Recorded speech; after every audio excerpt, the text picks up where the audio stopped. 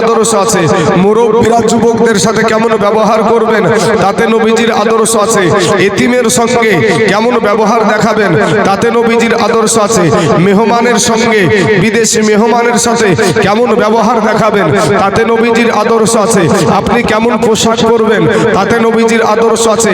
এমনকি মাথার চুল কাটাতেও নবীর আদর্শ আছে। জোরে বলেন সুবহানাল্লাহ। মাথার চুল কাটাতেও নবীজির আদর্শ আছে। পিরোজপুরের টুকটুকিওয়ালা মুস্তাকিন, তোমার টুকটুকিতে যে একটা ব্যাগ রয়েছে ওটা স্টেজের উপর রেখে যাও, স্টেজের উপর রেখে যাও। মোহনপুরের মুস্তাকিন, তোমার টুকটুকিতে যে ব্যাগটা রয়েছে সেটা স্টেজে রেখে যাও।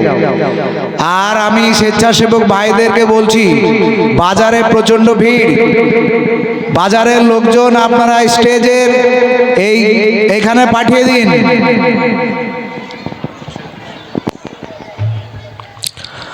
ব্রাদার ইসলাম বাজার বসাল জায়গা, বাজার বসায় নাই তো না যাই।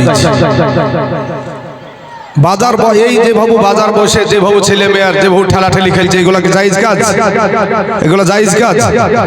এই বাজার বসানো বন্ধ করেন ভাই। কমিটির ভাইদেরকে বলবো বাজার বসানো জালসা দেন, ঠিক আছে, কোরআনের মাহফিল করেন, ঠিক আছে, কিন্তু কোরআনের মাহফিলের নামে যেইভাবে আমাদের মেলা খেলা চলছে ভাই, যেখানে যাচ্ছি একই অবস্থা। কিন্তু ইসলামিক শরীয়ত সম্মত যদি দেখতে যান এই বাজার কিন্তু বসানো ঠিক না, এই বাজার বসানো ঠিক না। আজকে দেখেন একটা মোবাইল হারাবে ওই বাজারে, মোটরসাইকেল চাবি হারাবে ওই বাজারে, আর স্টেজে এসে বলবে একটা চাবি এসে গেছে, বলেন তো আচ্ছা ধুলাই দি ভাই, আমাকে যদি বলতে আসে কেউ, বুঝতে পারলেন না, আচ্ছা ধুলাই দি ওকে। এখানে যারা বসে আছেন কারো কিছু হারাবে গো? একজনেরও কিছু হারাবে না। ওই যতগুলা বাজারে আড্ডা মারছে সবগুলা ওদেরই হারাবে, কারো এখানে 10টা টাকা কেউ হারাবে না কারো। সম্মানিত আমার বাবাজি, আমার ভাই জানেরা, আমার স্বেচ্ছাসেবক ভাইদেরকে বলবো ভাই কাউকে কষ্ট দিয়ে না, আঘাত দিয়ে না, সবাইকে গায়ে হাত বুলিয়ে, হ্যাঁ, কোনো রকমের সমস্যা যেন না হয়। যতগুলো হট্টগোল ঝামেলা মারামারি দেখবেন বাজার গেলানি হয়, এই জালসা প্যান্ডেলে হয় না। তার জন্য এইগুলা থেকে আপনারা বিরত থাকেন। পরবর্তীকালে জালসা দিলে ভাই ওই দিকে যায়েন না। কেন আপনি ওই সমস্ত ই করতে যাবেন? আরে রুজির মালিক হলো আমাদের আল্লাহ, কথা বলেন ঠিক না? রুজির মালিক আল্লাহ। আপনার মসজিদ, আপনার মসজিদ, আমরা এই মুসলমানেরা যে কত বড় দানশীল আমরা জানি।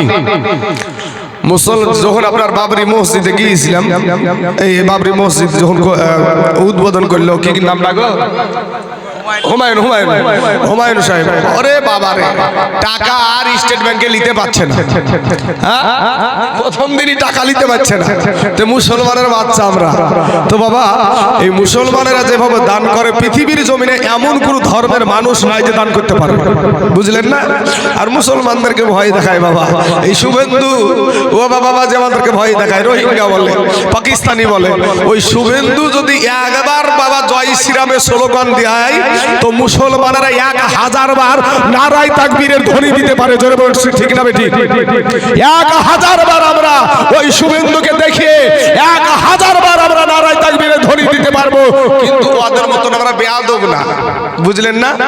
ওদের মতন আমরা বেয়াদব না যে একটা জিনিস তা মানুষকে খেপিয়ে দিয়ে ঝামেলা লাগিয়ে দিব, এইরকম বেয়াদব না আমরা। মুসলমানেরা অত বেয়াদব না। কিন্তু মুসলমানেরা, একটা মুসলমান মদখোর যদি হয়, গাঁজাখোর যদি হয়, কিন্তু তার মসজিদে আঘাত যদি হানতে আসে, মদখোর ছাড়বে না, গাঁজাখোর ছাড়বে না। ছাড়বে? এই গান করা মাল, ওর নামটা কি? কোরআন নিয়ে কথা বললো, কোরআন নিয়ে গান করা মাল ওয়াসিম সরকার, ওয়াসিম সরকার এই গান করা মাল বলছে, ওই কোরআন নিয়ে এইদিক ওদিক গুলিয়েছে, বলার পরে তখন লাস্টে বেলা লাইভে এসে বলছে কিছু মুসলিম ভাইদের অন্তরে তো আঘাত লেগেছে, তো পুলিশে আমাকে মানা করছে মুর্শিদাবাদ দিয়ে যারা যাইও না, মালদা দিয়ে যারা যাইও না। তো ঘর আমরা কেউ কিছু বলিছে, ওকে কেউ কিছু বলিনি। আরে বাবা, এই হক পন্থীকে দেখে সবাই ভয় পায়, হক পন্থীকে দেখে সবাই ভয় পায়। বদরের প্রান্তরে আপনার নবীর সাহাবীদের হাতে তরবারি ছিল না, খেজুরের ডাল, খেজুরের ডালকে আমার আল্লাহ তরবারি বানিয়ে দিয়েছিল। এ শুভেন্দু অধিকারী, তোরা শোন, আমাদের হাতে প্রশাসন নাই, আমাদের অস্ত্র নাই, আমাদের বন্দুক নাই, কিন্তু মুসলমানদের জন্য রাস্তার পাথর আছে। কথা বলেন ঠিক না বেঠিক? আপনাদের ভয় লাগছে নাকি বাবা? ভয় লাগছে না? তাহলে একটু হ্যাঁ হু করেন, একটু হ্যাঁ হু করেন। বাবা যে আমার সোনা মানিকেরা, আমরা নবীজির আদর্শে আদর্শিত। আজ যদি নবীজির আদর্শ আমরা যদি না প্রাধান্য দিতাম, তো এই ভারতের জমিনে 800 বছর মুসলমানেরা রাজত্ব করেছে, তোর মতন শুভেন্দুর একটা টিকে খুঁজে পাওয়া যেত না। তোরা যেরকম করিস, তোদের মতন যদি আমরা করতাম, তো তোদের একটা টিকলি খুঁজে পাওয়া যেত না। ফকিন্নির পুত আমাদেরকে বলে রোহিঙ্গা, আমাদেরকে বলে উদ্বাস্তু। তো 14 বাপ উদ্বাস্তু। এখানে যতগুলো মোবাইল আছে বাবা, সব কথাগুলো সোশ্যাল মিডিয়ায় চলে যাবে। ওর মতন শুভেন্দু শুনলে আমার কিছু জায়গায় আসে না, একটা রোমও হিলে না আমার। আরে বাবা, আমরা যদি ইসলামের জন্য, কোরআনের জন্য, যুবকেরা কোরআনের জন্য যদি আমরা জীবন দিতে আমরা ভয় পাই ভাই, রাস্তার যুবক ছেলেরা বলো ভাই, হাত উঠিয়ে বলো তিনি ভয় পাই, আমরা ভয় পাই। নারে তাকবীর, জোরে আওয়াজ দিয়ে বলতে হবে, নারে তাকবীর, নারে রিসালাত, মাসলাকে আলা হযরত উলামায়ে আহলে সুন্নাহ। আমরা মুসলমানের বাচ্চা। আল্লাহ কোরআনে বলছেন, ওয়ালা তাকুলু লিমান ইউকতালু ফি সাবিলিল্লাহি আমওয়াত বাল আহইয়াউ ওয়ালাকিন লা তাশউরুন। আল্লাহর রাস্তায় যারা জীবন দেয় তাদেরকে মৃত্যু বলিও না, বরং তারা জিন্দা। জোরে বলেন সুবহানাল্লাহ। আরে বাবা, আজকে যদি কোরআনের জন্য, ইসলামের জন্য, মসজিদের জন্য, আল্লাহর ঘরের জন্য যদি আমরা জীবন দিতে পারি, তো আমাদেরকে শহীদি মউত বলা হবে। আর শহীদি মউতের জন্য আল্লাহ ডাইরেক্ট জান্নাত দিবে। জোরে বলেন সুবহানাল্লাহ। এই মুফতি সাহেব, বাবা যে আমার সোনা মানিকের, আমার ভাই জানেরা, ওগো আমার আব্বা জানেরা, মুফতি সাহেব একটু উপরে আসেন। বাবা যে আমার সোনা মানিকেরা, একটু দুরুদে পাক পড়েন, একটু আল্লাহ নবীর শানে একটু দুরুদ পড়েন। আল্লাহুম্মা সাল্লি। মুফতি সাহেব আসেন লাগে, দুরুদ শরীফ শুরু হয়ে গেছে। ওয়ালা আলি সাইয়্যিদিনা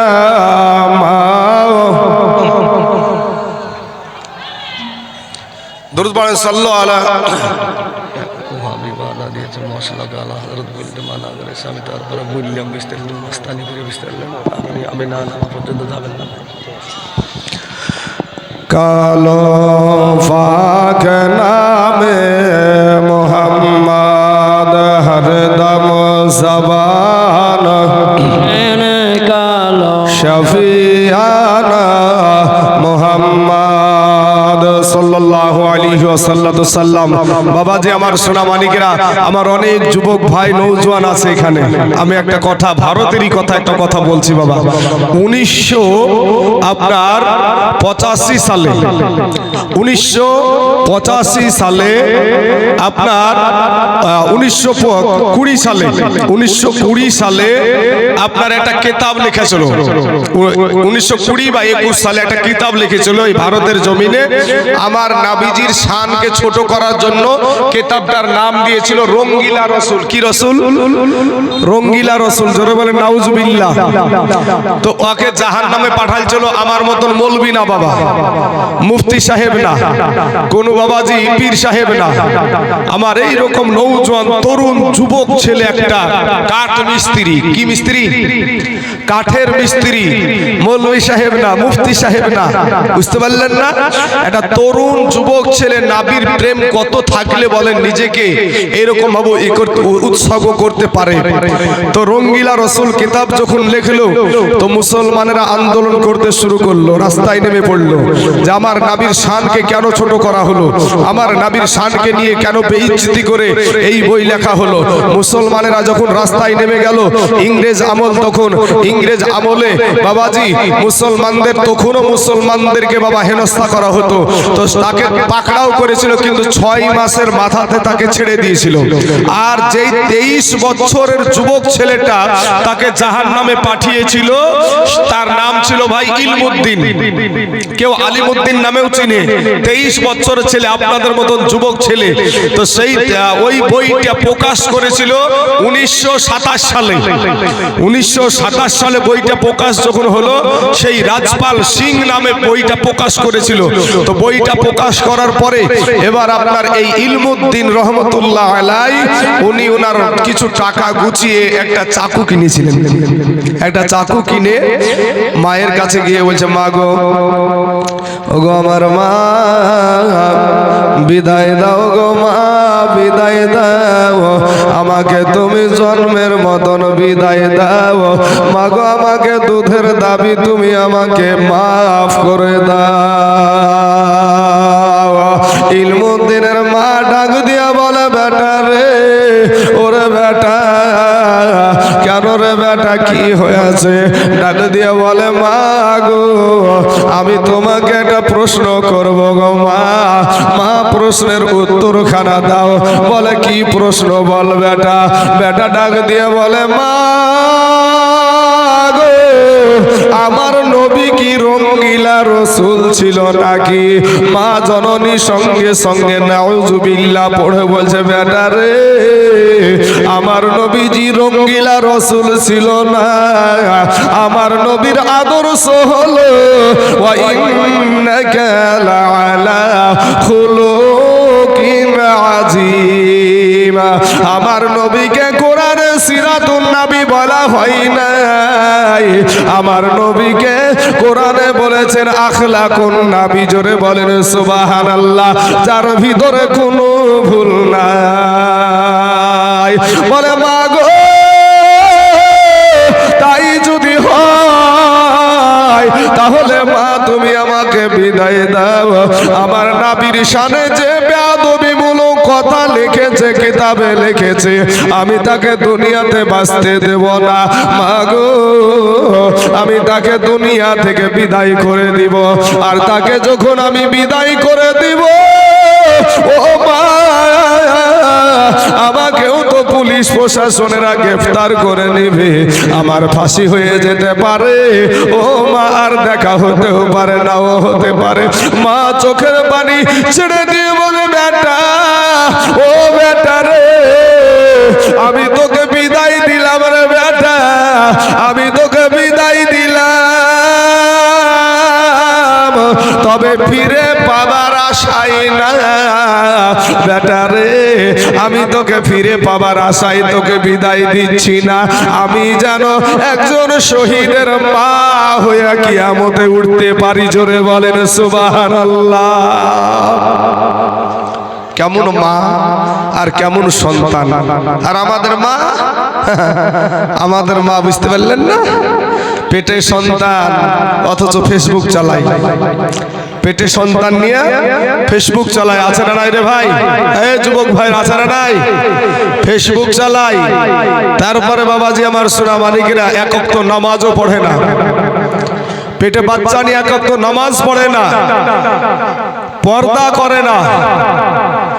এই মহিলারা ভাবছে যে আমাদেরকে, আমাদের রাষ্ট্রের যে সমস্ত মহিলাদেরকে বাবাজি উপরে উঠানো হচ্ছে, এটা কিচ্ছু না, মুসলমানদের ঈমানকে ধ্বংস করার জন্য, মুসলমানদের ঈমানকে ধ্বংস করার জন্য। আজকে আমাদেরকে সবগুলাতে, যতগুলা আমাদের জন্য সরকারি তরফ থেকে ভাতা দেওয়া হচ্ছে, একটার নাম হলো লক্ষ্মীর ভান্ডার। লক্ষ্মীর ভান্ডার নামটা ইসলামিক। যুবশ্রী ইসলামিক নাম, কন্যাশ্রী ইসলামিক নাম। বাবাজি আমার সোনা মানিকেরা, একটু ভিতর ঘাটিয়ে দেখেন যে আপনার ঈমানটাকে কিভাবে নিচ্ছে। যেই টাকাটা আমার মাকে দিচ্ছে, আমার বিবিকে দিচ্ছে, ওই টাকাটাও আমার সংসারে আসছে, আপনার সংসারে আসছে। একটা পুরুষকে দিল না কেন? একটা পুরুষকে দেয় না কেন? এর ভিতরে কিছু বুঝতে হবে যে আমাদের ঈমানটাকে ধ্বংস করার জন্য সব রকমের প্রচেষ্টা। আর যদি মুসলমানের ঈমান ধ্বংস হয়ে যায় তাহলে মুসলমানদেরকে ঘায়েল করতে তাদের অসুবিধা হবে না। দেখছেন না আমাদের মধ্যেকার কিছু বাবাজি মৌলবীরা আজ নেতা হয়ে গেছে, যে মুখে ঠাটা পড়েছে।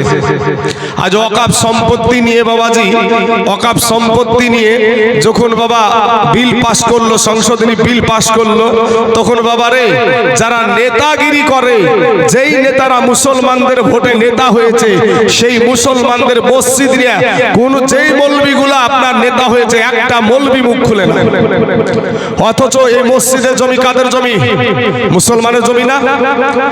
এই মসজিদের জমি মুসলমানের জমি, গরুস্থানের জমি মুসলমানের জমি, ঈদগাহার জমি মুসলমানের জমি, কবরস্থানের জমি মুসলমানদের জমি, কারো বাবার জমি নয়, এটা মুসলমানদের জমি। ওয়াকফ সম্পত্তি মুসলমানেরা, এই মুসলমানেরা দান করে।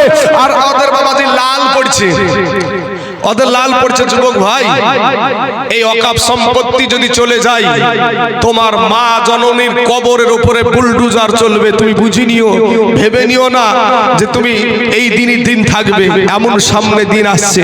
দেখিলা না এশায়ারে মুসলমানের লাইন দেখিলা না? মুসলমানদেরকে কিভাবে টর্চারিং করছে, কিভাবে কষ্ট দিচ্ছে। ভাই শোনা, আমি 3000 টাকা ভাতাখোর মৌলবীদেরকে বলবো, ভাই মৌলবী শোনো, তোমার এই দুনিয়ায় থাকবে, এই দুনিয়া শুধু কি বাবাজি আপনারাই খারাপ তাই বলবো নাকি? মৌলবীদেরকে ছাড় নাই বাবা।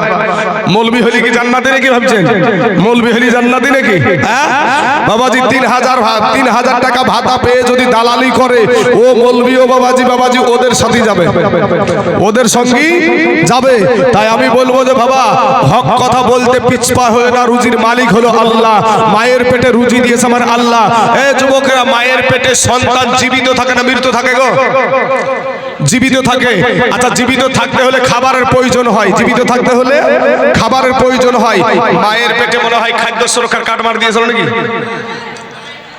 কি যুবক ভাইয়েরা, মায়ের পেটে খাদ্য সুরক্ষার কার্ড দিয়েছিল? মায়ের পেটে তো কোনো প্রধানমন্ত্রী ভাবে নাই, কোনো মুখ্যমন্ত্রী ভাবে নাই, কোনো জজ ব্যারিস্টার ভাবে নাই। ভেবেছে কে? ভেবেছে আমার আল্লাহ। আমার আল্লাহ বলে, বান্দা রে, আমি তোর আল্লাহ তোকে দুনিয়াতে পাঠিয়েছি, তুই কি খেয়ে বেঁচে থাকবি সেটা আমি আল্লাহ সেটা রেডি করে রেখেছি। আপনার আমার মা জননী মাসে মাসে একটা অসুখ হয় বাবা, যখন পেটে বাচ্চা আছে অটোমেটিক অসুখটা ভালো হয়ে যায়, কোন ডাক্তারের দরকার হয় না। আমার আল্লাহ ওই রক্তটাকে বাচ্চার নাভির সাথে সেট করে দিয়ে বাচ্চার শরীরে ওই রক্তটা পুশ করে বাচ্চাকে মায়ের পেটে হেফাজত করে রাখে। জোরে বলেন সুবহানাল্লাহ। এরপরে আবার যখন দুনিয়াতে আসলেন, আসার পরে আপনি যখন কি খাবেন? মোটা খাবার তো খেতে পারবেন না, ভাত খাবার তো খেতে পারবেন না, রেশন দোকানের বাবাজি ওই আটা তো আর খেতে পারবেন না। আমার আল্লাহ বলে, বান্দা, পৃথিবীর কেউ ভাবুক চাই না ভাবুক, আমি আল্লাহ তোর জন্য আগে থেকে তোর মার বুকের ওপরে আমি তোর খাবার রেডি করে রেখেছি। জোরে বলেন সুবহানাল্লাহ। আর তুমি দরদ দেখাও। আরে আল্লাহ, আমার মা বাপের চাইতে আমার কোটি কোটি কোটি গুণ আমার আল্লাহ আমাদেরকে বেশি ভালোবাসে। জোরে বলেন সুবহানাল্লাহ।